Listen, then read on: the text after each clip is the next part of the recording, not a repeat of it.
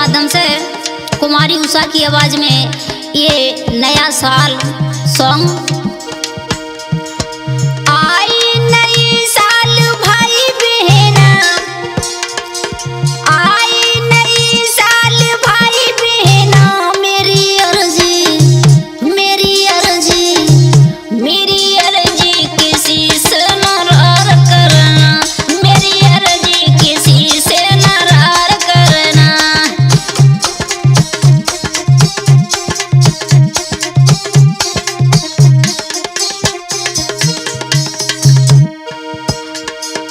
आई नई साल भाई बहना पवन, आई नई साल भाई बहना, मेरी अर्जी वो मेरी अर्जी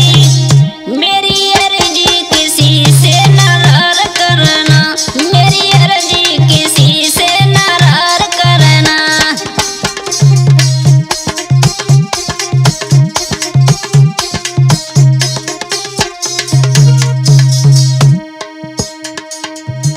नई साल की तुम्हें बधाई,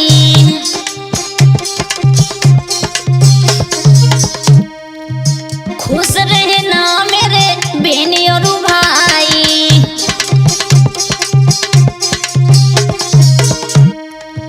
नई साल की तुम्हें बधाई, खुश रहना मेरे बहन और भाई। अपनों को नहीं भूल जाना,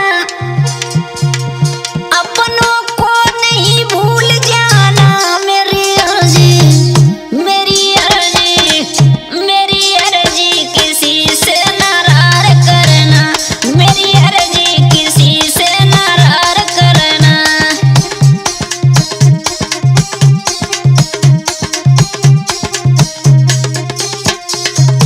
लला पुष्पेंद्र, आई नई साल भाई बहना, आई नई साल भाई बहना, मेरी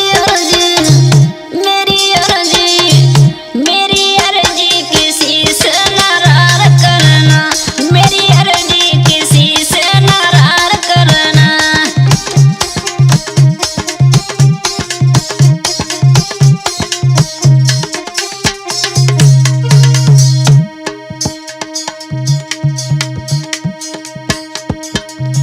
दिल न दुखाना ओ बबुला मैया,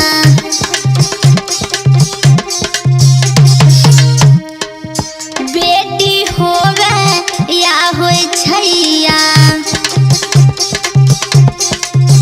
हाँ, दिल न दुखाना ओ बबुला मैया, बेटी होवे या होय छैया।